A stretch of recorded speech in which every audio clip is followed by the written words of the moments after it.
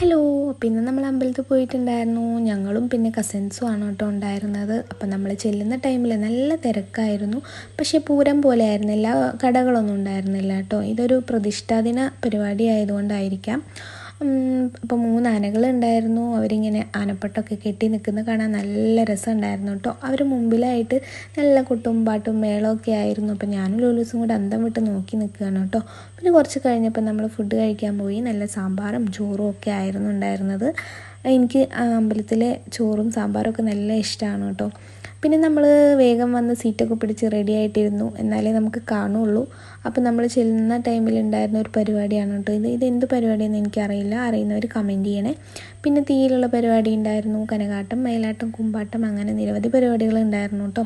ഞാൻ ലോലോസ് ഈ നേരം വേറെയായിട്ട് ഉറങ്ങിയിട്ടുണ്ടായിരുന്നില്ല, അവൾ കണ്ണു തുറപ്പിച്ച് നോക്കിയിരിക്കുന്നുണ്ടായിരുന്നു. പിന്നെ ലോലോസിന് എന്തോ ചെറിയൊരു സാധനം വാങ്ങിച്ചു. പിന്നെ നമ്മൾ വീട്ടിലോട്ട്